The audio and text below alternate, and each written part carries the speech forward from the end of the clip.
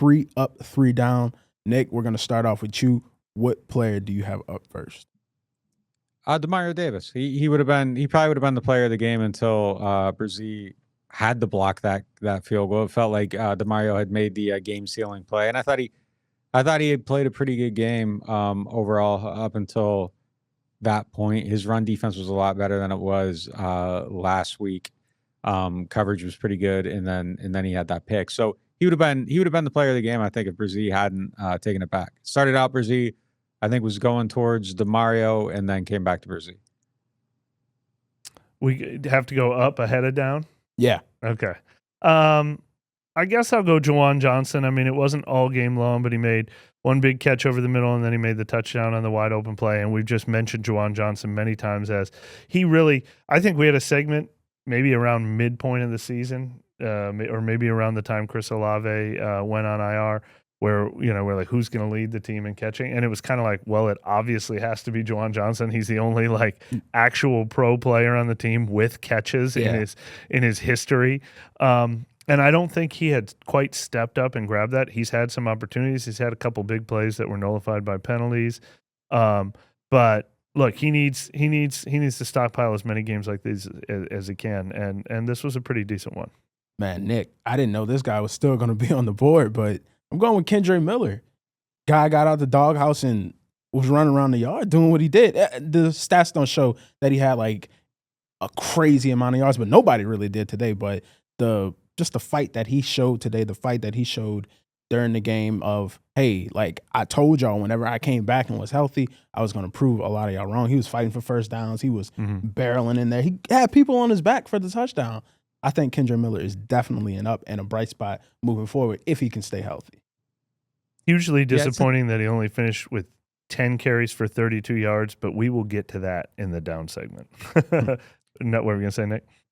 Yeah, and I mean, look, one of them was at the goal line, so there's only so much yardage you can gain on that. So that's going to take down your average rate off the top. I mean, I think it's insane that they only gave him 10 carries in this game. I really do. I think you need to let him just get into more of a flow.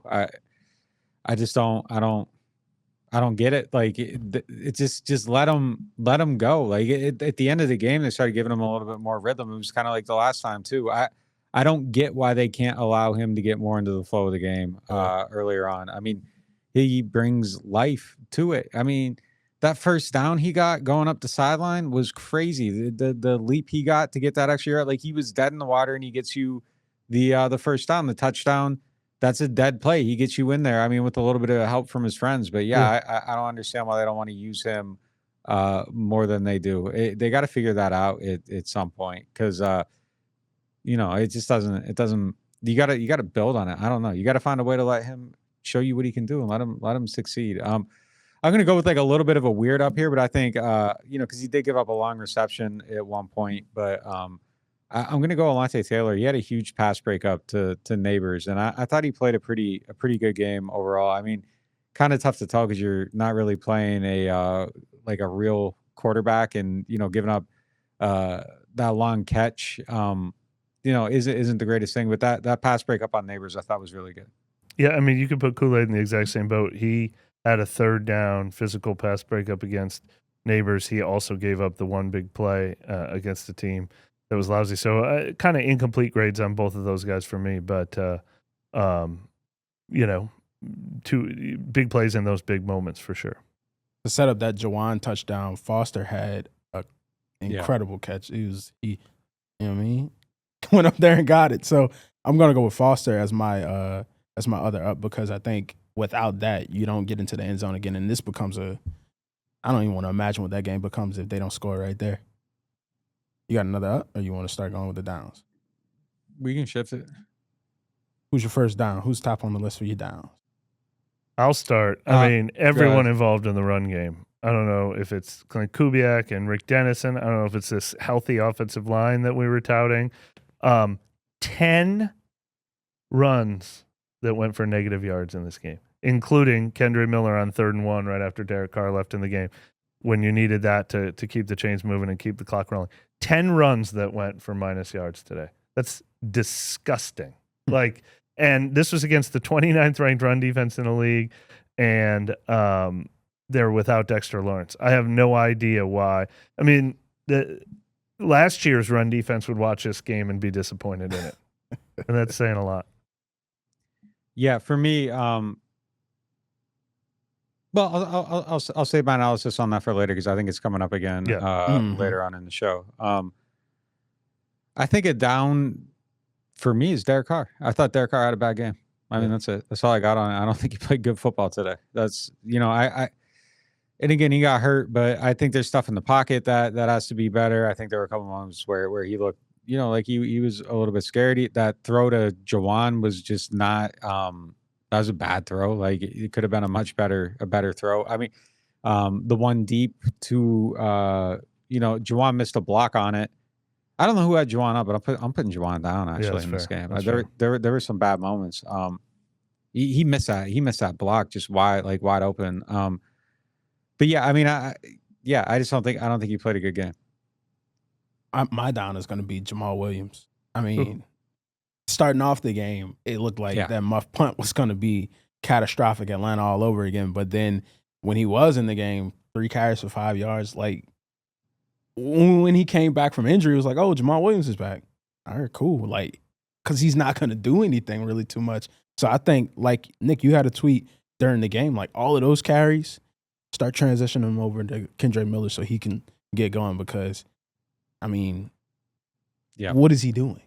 You know who I should have put in the up ahead of Juwan Johnson is Valdez Scantling because he felt like a little more of a go-to guy on his 4 catches for 51 yards. And at the same time, all these other receivers that we've been saying nice things about completely disappeared today. Kevin Austin, 1 catch for 5 yards on 5 targets. Yeah. Dante Pettis, 0 catches.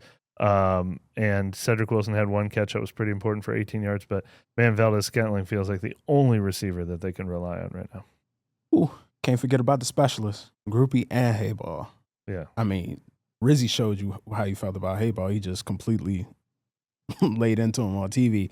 And Groupie, man, like, I understand it's outside. You're not used to kicking outdoors and stuff like that, but just you got to be outdoors.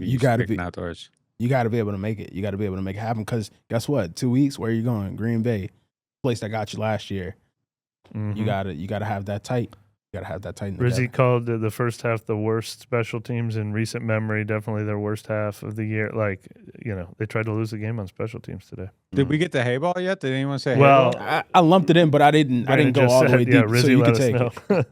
I mean, Rizzy just murdering that dude on the sideline. Yeah, he's absolutely into them. That was crazy. Like he was tearing into him.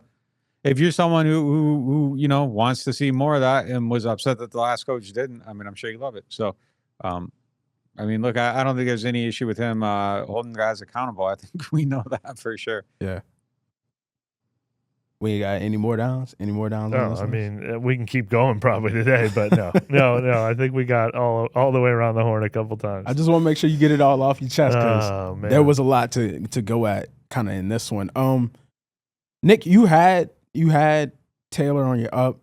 Of course, the big play kind of fluctuated him towards the end, but I actually put Kool-Aid not necessarily a down. It's more of like a grayish kind of area because he kept the beef that he had with neighbors. I wouldn't say beef, but the competitive like jiving that they had in college, LSU, Alabama. He kept that up, but towards the end, I mean, like when it counted, he let him get down there. Can't really do that. So, and Kool-Aid would have Demario Davis in the down because he was pissed at when he pass broke up the ball that was going right into Kool-Aid's hands. Demario slides in and breaks it up and does his celebration, and Kool-Aid's like, "What are you doing? That was coming to me."